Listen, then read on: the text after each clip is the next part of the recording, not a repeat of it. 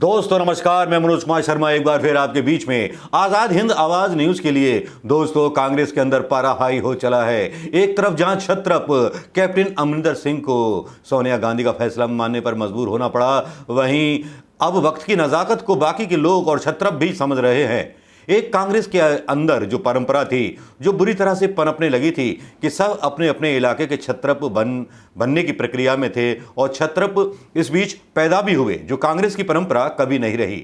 लेकिन यहां हमने देखा राजीव गांधी जी के निधन के बाद ये परंपरा जो थी छत्रपों में जन्म लेने लगी और छत्रपों के बीच ऐसा हुआ कि कुछ युवा नेतृत्व भी कहीं दबता हुआ सा चला गया। लेकिन इस कोरोना काल में कुछ ऐसा हुआ जिसने एक विश्वास जगाया कांग्रेस के अंदर युवा नेताओं ने, खास तौर पर श्रीनिवास बीवी ने। उनको काम करता हुआ देख करके अच्छे अच्छे बुजुर्ग नेता भी उत्साहित हो बैठे। लेकिन इस बीच एक बदलाव की बयार बह रही थी। बदलाव की बयार इसलिए भी बह रही थी क्योंकि जनता के बीच एक चीज और एक जो है परसेप्शन ये बन चुका था। कांग्रेस के पुराने नेताओं को देख देख करके शायद जनता उबने लगी थी, चाहती थी कि बदलाव हो। इसीलिए हो सकता था, एक अनुमान ये लगाया गया कि कहीं कांग्रेस का जो पुराना वोटर है कहीं इसी वजह से तो उससे दूर नहीं चला गया, इसीलिए वो वोटिंग में भाग नहीं लेता। ऐसे कुछ अनुमान लगाए गए।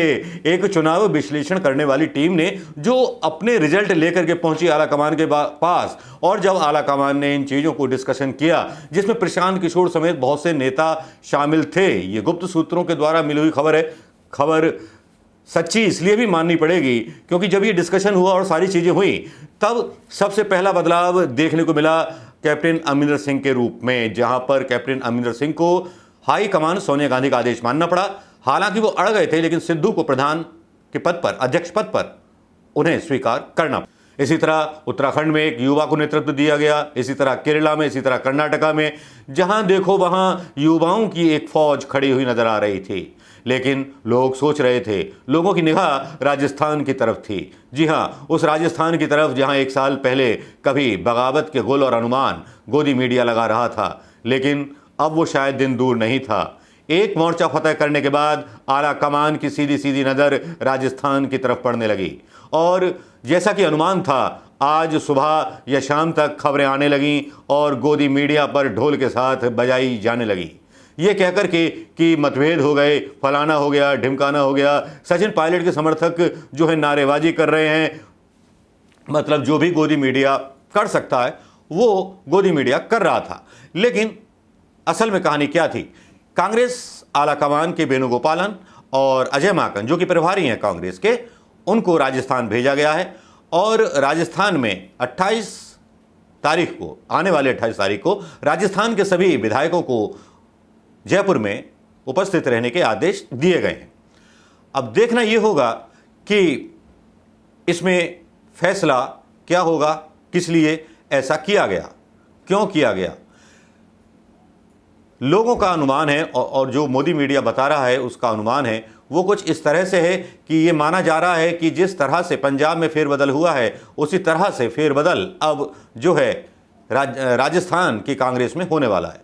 ऐसे अनुमान लगाए जा रहे हैं और गोदी मीडिया ने इन अनुमानों को हवा देनी शुरू कर दी है।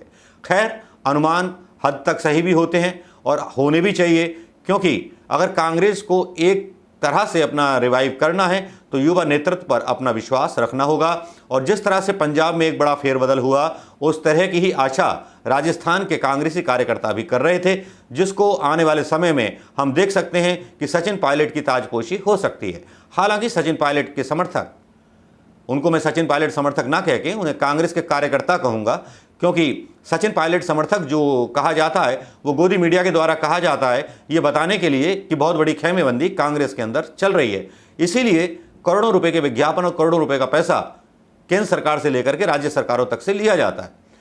इसके बारे में फिर दोबारा से बात हो सकती है, लेकिन यहाँ पर सचिन पायलट की स्थिति मजबूत होती नजर आ रही है, क्योंकि जब एक बयान आता है अशोक गहलोत का और अशोक गहलोत कहते हैं कि मुझे सोनिया गांधी जी का हर निर्णय मंजूर होगा, तब इसका मतलब ये होता है कि इन छत्रपों ने अपने हथियार आला कमान के सामने डाल दिए हैं, अपनी जिद त्याग दी है, उस जिद के साथ जिस जिद पर वो कहते थे कि नहीं हम नहीं झुकेंगे।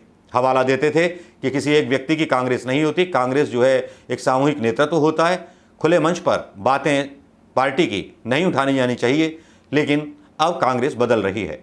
मेरा पिछला वाला वीडियो ब्लॉग भी आपने देखा होगा, उसमें मैंने ये अनुमान पहले ही जता दिए थे और इस तरह की रणनीति के बारे में भी बता दिया था, क्योंकि अगर 2024 को देख करके अगर रणनीति तैयार करनी होगी तो कांग्रेस को अपने युवा लीडरों को आगे लाना होगा। ये तो आपको मानना होगा कि जब सबसे यंग कांग्रेस थी राजीव गांधी के ज़माने में, तो एक कांग्रेस का जलवा था।